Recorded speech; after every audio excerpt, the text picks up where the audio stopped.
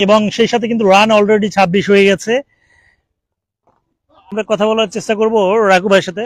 রাঘু ভাই, এই যে আজকে যে এখন পর্যন্ত খেলা শুরু হয়েছে এবং যেমনটি দেখতে পাচ্ছেন বল সংকট চলছে, 2000 ব্যাচের যে লিজেন্ডরা তারা কিন্তু একের পর এক সজোরে ছক্কা হাঁকাচ্ছে, এই ব্যাপারে আপনি কি বলবেন? এত এনার্জি এই বয়সেও তারা কোথায় পাচ্ছে?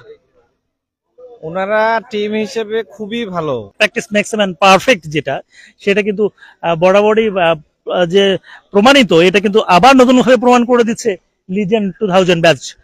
এই যে তারা 40-41 বছর বয়সে সে 2000 সালে এসএসসি কমপ্লিট করেছেন যারা, অলরেডি এখন থেকে 24 বছর আগে সেই ব্যাচের যে সিনিয়র শিক্ষার্থীরা তারা এখনো দারুণ ভাবে যে ছক্কাগুলো হাঁকাচ্ছেন, এটা কিন্তু সত্যিই খুব তার তরুণদের জন্য কিন্তু একটা আইডিয়াল সিস্টেম, কি বলেন?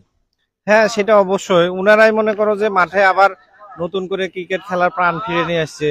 2023 সাল থেকে ওনারা নিয়মিত মাঠে আসতেছে। 24 গেল, এখন 24-এর শেষে মাঝপথে আছি আমরা। ওনারা ওই 23-এর পর থেকে মাঠে নামছে, এখন পর্যন্ত মাঠে আছে।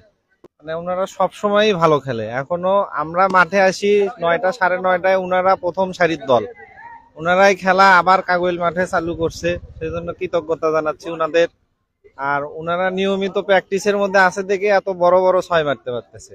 ক্রিকেট খেলা হলে ফিটনেসের খেলা, আর ওদের সবারই ফিটনেস ভালো না, আবার পয়েন্টের উপর দিয়ে ছয় মারছে।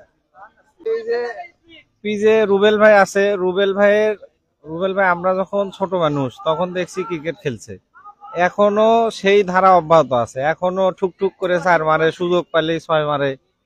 মানে প্রথম নামে, ওপেনিং এ নামে শেষ পর্যন্ত তার খেলার চিন্তা ভাবনা, শেষ পর্যন্ত আমার খেলে আসা লাগবে, এই একাগ্রতা এই বয়সে এসেও ধরে রাখছে। এটাই তাকে এই খেলার মূল মন্ত্র হয়ে দাঁড়াইছে যে আমরা প্লেয়ার ছিলাম, প্লেয়ারই আছি এখনো।